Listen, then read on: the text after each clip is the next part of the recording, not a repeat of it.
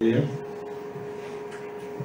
comprenons combien nous sommes précieux à tes yeux pour que tu aies osé descendre du trône de ta gloire pour venir marcher parmi nous, te laisser crucifier en donnant ta vie. Mais Seigneur, nous voulons nous rappeler au travers de ce sacrifice aussi que tu es ressuscité le troisième jour et que tu es à la droite de Dieu. Tu intercèdes pour nous parce que tu es ce saint avocat. Et c'est une grâce immense grâce que de savoir que nous t'appartenons, que nous sommes tes enfants. Et nous te prions de nous parler, de nous visiter ce matin, parce que tu es un Dieu vivant, un Dieu qui parle au travers de son Esprit Saint. Nous te demandons vraiment de nous permettre, Seigneur, de saisir ce que tu as à nous dire ce matin. Au nom de ton Fils, Jésus-Christ. Amen.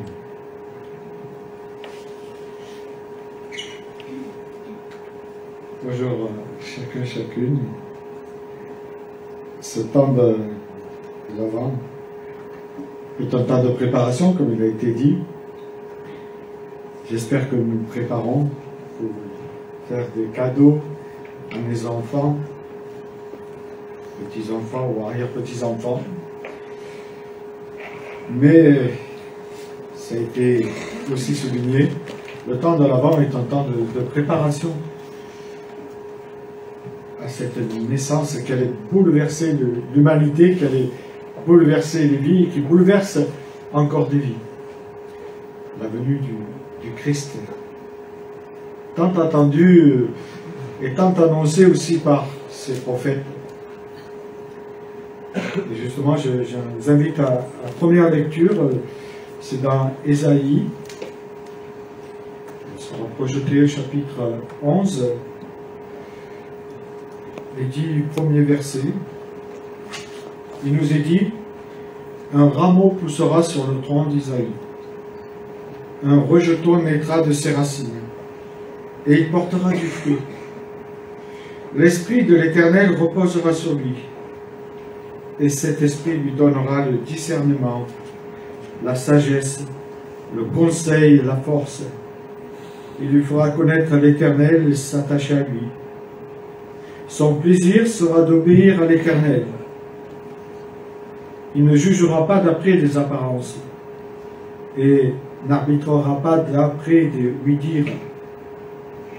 Il jugera les pauvres avec justice et il abritera selon le droit en faveur des malheureux du pays. Il frappera la terre de sa parole comme un bâton. Le souffle de sa bouche abattra les méchants. Il aura la justice pour ceinture à ses reins et la fidélité pour ceinture à ses hanches. J'arrêterai la lecture ici pour reprendre un passage de l'Évangile selon saint Luc au chapitre 3, les versets 1 à 6. Il nous est dit, la 15e année du règne de l'empereur Tibère, Ponce Pilate était gouverneur de la Judée. Hérode régnait sur la Galilée comme Pétraque, son frère Philippe sur l'Iturée et la Traconite, Lysania sur l'Abilène. Anne et Calphe étaient grands prêtres. Cette année-là, Dieu confia son message à Jean le Baptiste, fils de Zacharie, dans le désert. Jean se mit à parcourir toute la région du Jourdain. Il appelait les gens à se faire baptiser pour indiquer qu'ils changeaient de vie, afin de recevoir le pardon de leurs péchés. Ainsi s'accomplit ce que le prophète Isaïe avait écrit dans son livre. On entend la voix de quelqu'un qui crie dans le désert. Préparez le chemin pour le Seigneur, faites-lui des sentiers droits. Toute vallée sera comblée, toute montagne et toute colline seront abaissées. Les voies tortueuses deviendront droites, les chemins rocailleux seront nivelés. et tous les hommes verront le salut de Dieu. Voilà deux passages intéressants qui nous annoncent justement la venue de celui qui allait bouleverser les vies de ceux et celles qui viennent à lui d'un cœur repentant. Dans la première lecture d'Isaïe, il nous décrit la situation du peuple d'Israël qui n'est pas formidable à cette époque-là. Et on sait que le peuple d'Israël a été choisi pas parce qu'ils étaient mieux que les autres, et dans le Deutéronome, justement, le Seigneur leur dit qu'ils n'ont pas été choisis parce qu'ils étaient mieux que les autres, mais parce que Dieu les avait choisis. Et il continue au verset 6 du chapitre 9 en disant qu'ils ont la nuque raide. Et peut-être que parmi nous, il y en a qui ont la nuque raide. Je parlais de torticolis. Justement, l'histoire se déroule à un moment où tout semble irrévocablement perdu pour Israël. Il semble n'y avoir plus d'issue, en fait, pour le peuple d'Israël. Ils sont sans espoir. Et on peut dire que l'alliance qui avait été faite et les promesses de Dieu transmises par les pères sont un échec total pour Israël. Ils n'ont pas su tenir leurs promesses d'obéissance. La bénédiction que le Seigneur avait faite à Abraham, en fait, elle s'est dissipée, elle s'est volatilisée. Ils n'ont pas su garder cette promesse. La royauté de la maison de David est détruite par toutes ces guerres, partout. Tout est en ruine, en fait. Tout est à reconstruire. Le peuple est semblable à une souche abattue, une souche sans vie, inerte, qui semble ne plus pouvoir renaître. Il est intéressant de voir que le prophète connaît un des moments que nous avons pu connaître, ou que nous sommes peut-être en train de vivre, un échec, quel qu'il soit, une séparation difficile, des tensions dans une famille, un point de non-retour semble se présenter à nous, un trou noir. Et là, et justement, ce qui est arrivé à ceux qui nous ont précédés peut arriver aussi aux chrétiens aujourd'hui. Nous pouvons vivre de telles choses. Et pourtant, le texte nous dit que c'est dans de telles conditions qu'Isaïe a l'audace de relire les textes bibliques. Ceux qui semblent être pris en défaut par l'expérience immédiate. En sondant l'Écriture, c'est une invitation aussi pour nous. Ils trouvent la trace d'un rameau qui bientôt germera sur la souche de Jessé. Ce rameau, ce sera Emmanuel. Dieu viendra parmi les siens. Il voit dans ces textes un roi qui va venir, un roi dont les attributs sont ceux que nous appelons aujourd'hui les dons de l'esprit, que Galates 5,23 décrit si bien. Pour pressentir cet avenir en germe dans la souche abattue, Isaïe a dû prendre conscience que Dieu était toujours le même. Il est toujours le même, ce Dieu que nous avons aussi. Il est fidèle, au point de se servir de toute situation, de toute circonstance, quelle qu'elle soit, de toute résistance même de l'homme qui rejette Dieu, pour montrer sa main bienveillante et pour dévoiler son amour. Jean le baptiseur, le précurseur, le dernier des prophètes, a un autre rôle, lui, une autre mission, qui lui a été confiée par Dieu, celle de préparer le chemin du roi, tant attendu, aplanir les chemins du Messie. Ça, c'est intéressant. Il lui est demandé d'aplanir les chemins du Messie.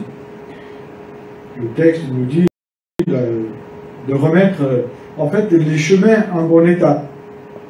Ça pourrait nous parler à nous aussi, remettre notre vie en bon état.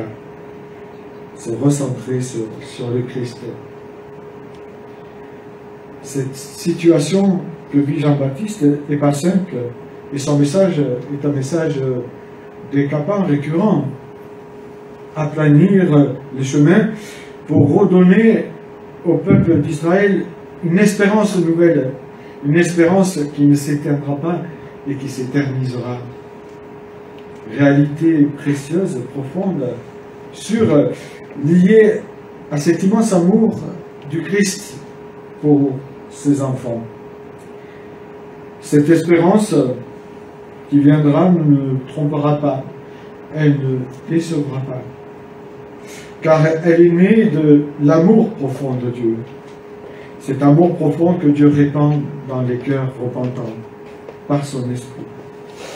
Et son esprit atteste à notre esprit que nous sommes ses enfants.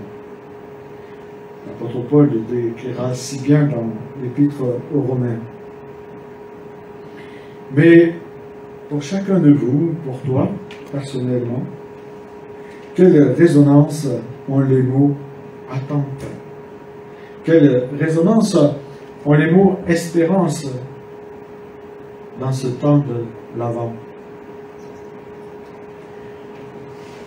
Dans une société où on n'attend plus rien, où on n'espère plus rien de l'homme, je dirais c'est tant mieux, il était temps qu'on s'en aperçoive.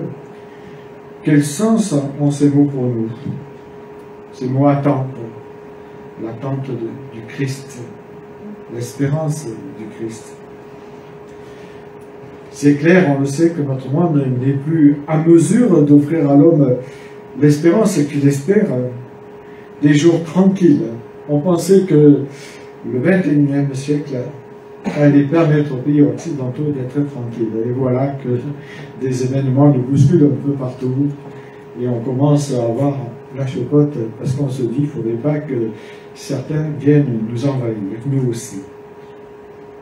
Rien n'est acquis, mes amis. Rien n'est acquis. Tout est grâce. On peut courir aux quatre coins de la terre. Je dirais qu'on ne pourra pas trouver la satisfaction, la paix que Emmanuel est venu apporter. Alors si nous sommes chrétiens, nous sommes dans une attente, mais l'attente qui m'habite doit me garder vigilant. Et nous avons besoin d'être vigilants.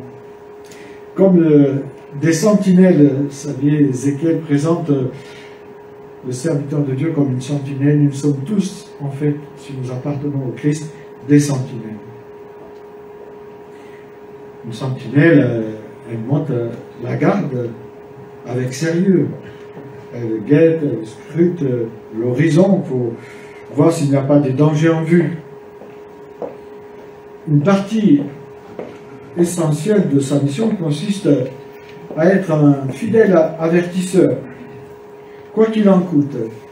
Et nous avons l'exemple de Jean le Baptiste, qui a eu sa tête mise sur un plat par Hérodiade, qui a demandé sa tête.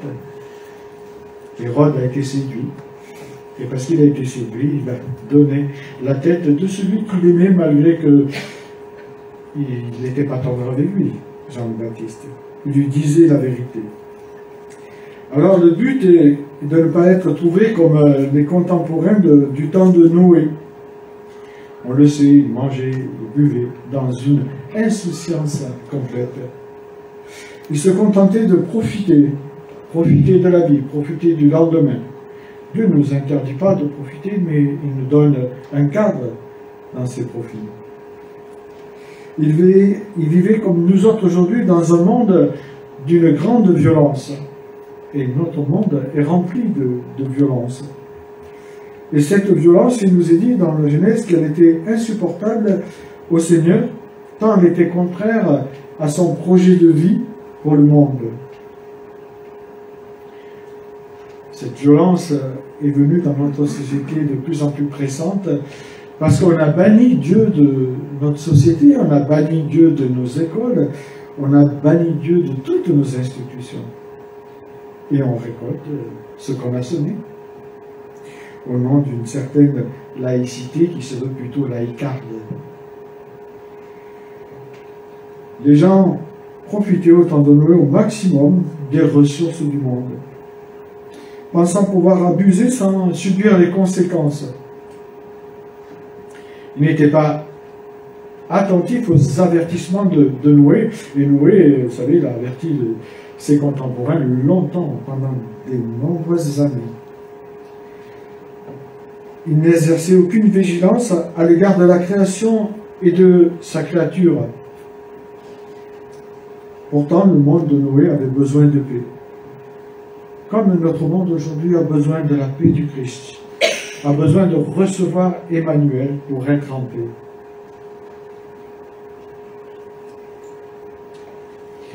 Emmanuel, c'est celui qui vient parmi nous. Emmanuel, c'est celui qui apporte ce que le monde ne peut pas apporter. Une paix, une joie que seul Dieu peut donner. Et Jésus lui-même a parlé d'insouciance au travers de ces saintes vierges, vous savez, les 10 vierges. Et le texte nous dit, il y en a 5 qui sont folles. 5 qui n'avaient pas pris assez d'huile dans leur lampe pour attendre le retour de l'époux. Et ça nous pose des questions. Est-ce que ma lampe a de l'huile? Est-ce qu'elle aura assez d'huile pour le retour du Christ? Serons-nous ou serions-nous comme ces vierges folles ou comme les contemporains de Noé, dans l'insouciance d'un retour imminent du Christ, sans imaginer que bientôt un jugement s'abattra sur notre société inconsciente. Vous savez, le message de Jean-Baptiste, vous le direz, il est décapant quand même. Hein? Aujourd'hui, nous, des fois, on prend des pincettes, mais Jean-Baptiste, il y va d'emblée. Que ça plaise ou que ça ne plaise pas, Dieu lui a dit d'annoncer ce message, et il annonce. Bien sûr, ça lui a coûté la vie, mais il annonce ce que Dieu lui avait dit. Et je crois que c'est ce que demande le Seigneur à chacun de nous. Notre humanité aujourd'hui est encore inconsciente. Les signes sont de plus en plus pressants et précis, et ça devrait nous parler, nous mettre dans une attention particulière, être vigilants, car le Seigneur nous invite dans sa parole à la vigilance à plusieurs reprises. Il nous dit, quand vous verrez ces choses arriver, ou tous ces signes qui sont dans Matthieu 24, dans des tas de textes, sachez que le temps est proche. Et c'est intéressant parce que le credo protestant nous rappelle que Jésus siège à la droite de Dieu, mais qu'il viendra juger les vivants et les morts. C'est cette confession de foi que nous avons en tant que chrétiens protestants. Est-ce que notre attente dynamise notre vie en poussant Maranatha, viens Seigneur, viens bientôt? Est-ce que nous prions pour que le Seigneur vienne bientôt? Et moi, je dois vous l'avouer, je ne prie pas pour que le Seigneur vienne bientôt, parce que j'aurais trop peur que certains que j'aime, qui me sont proches, ne lui appartiennent pas. Et pourtant, il nous est dit de dire, Maranatha, viens Seigneur, viens. C'est nous qui allons activer sa venue, nous dit l'Écriture, par ce Maranatha, justement. Est-ce que nous sommes vigilants? Parce que le jour, Dieu ne nous l'a pas dévoilé. Il nous dit, soyons prêts, gardons nos lampes allumées, soyons dans une veille, mais dans une veille active, et non dans une médiocre attente, comme on pourrait l'être. Mais sans espérance, je dirais qu'il n'y a pas d'attente. Si nous n'avons pas d'espérance qui brûle notre cœur, nous ne pourrons pas être dans une saine attente. D'où l'avertissement de Jean-Baptiste par ce message de repentance. Et vous savez, ce temps de l'Avent est un temps aussi de repentance, normalement. Il nous invite à combler les ravins de nos rejets, de nos peurs de l'autre, de nos égoïsmes, de nos orgueils. Il dit que nos chemins tortueux doivent devenir droits, doivent être réparés, on pourrait dire. Il peut faire allusion ici, on pourrait faire allusion au mensonge, à notre lâcheté que nous avons parfois de ne pas vouloir dire que nous sommes chrétiens, à nos critiques, nos paroles, à notre amertume aussi. Ces chemins rocailleux doivent être aplanis, nous dit Jean le Baptiste, au travers de ce que le Seigneur lui a confié. Tout cela doit disparaître dans ce temps de l'Avent pour pouvoir voir dans l'enfant qui naît à Noël la justice, la gloire et l'amour de Dieu. Et ce temps de l'Avent est un temps où nous devons nous préparer. C'est un temps où nous pouvons préparer nos cœurs à l'accueil de sa justice. Mais cela ne peut se faire que par l'amour pour lui. Notre Emmanuel, celui qui est venu parmi nous, Dieu parmi nous. Ce temps de l'Avent est un temps d'attente rempli d'espérance pour les contemporains de Jésus, mais pour nous aussi. L'espérance que le Seigneur met dans nos cœurs nous rend confiants, nous donne l'assurance de la vie éternelle. Et j'espère que vous avez cette assurance de la vie éternelle, que vous êtes sûr que si demain vous partez, vous avez la vie éternelle et que vous serez auprès de Dieu. Pas parce que vous êtes bien, hein, loin de là, sinon le Christ ne serait pas venu, mais parce qu'un jour, vous avez reconnu votre péché, vous vous êtes repenti, et alors l'assurance de la vie éternelle est là dans votre cœur. C'est cette espérance en Christ qui doit nous rendre vigilants. Nous ne savons quand ce jour se manifestera, alors soyons prêts, mais nous savons qu'il vient, et nous l'attendons avec impatience. Et notre vie doit être marquée par l'attente du Christ. Avoir une vie équilibrée. Cette espérance remplie de sens dans notre vie. Elle n'est pas un événement futur insaisissable, mais elle nous rappelle la promesse que le Seigneur nous a faite dans Jean. Une fois qu'on lui appartient, personne ne peut être ravi de sa main, nous dit Jean 10, verset 28. Nos vies sont précieusement gardées par le Christ. Elles sont entre les mains du Sauveur qui est allé jusqu'à la croix de Golgotha pour nous sauver. Espérance incroyable, espérance invisible, inconnue peut-être, mais qui dynamise nos vies. Car le Seigneur est fidèle malgré nos infidélités, malgré nos chutes. Il nous aime de cet amour éternel, nous dit la parole. Cette espérance est celle qui triomphe de l'amour de Dieu, qui aime d'un amour fou. Il nous est dit que, alors que nous étions ses ennemis dans Romains 5, dans Colossiens, Dieu nous a aimés le premier, alors que nous nous tournions le dos. Cette espérance triomphe. Triomphe de la méchanceté, triomphe de l'égoïsme, triomphe de l'amertume. Amour fou de Dieu pour ses créatures qui pardonne et protège ses enfants tout en allant chercher la brebis qui manque. Cette espérance ne trompe pas car elle est d'origine divine. Et cette espérance nous met en marche. Elle nous donne d'être, elle nous donne de devenir de vrais sentinelles. Jean le Baptiste, ses paroles expriment bien vraiment tout le sens et le but de ce ministère de précurseur.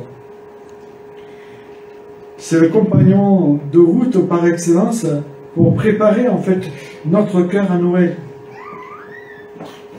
Ce message a été donné à son peuple, mais il est donné à nous aussi.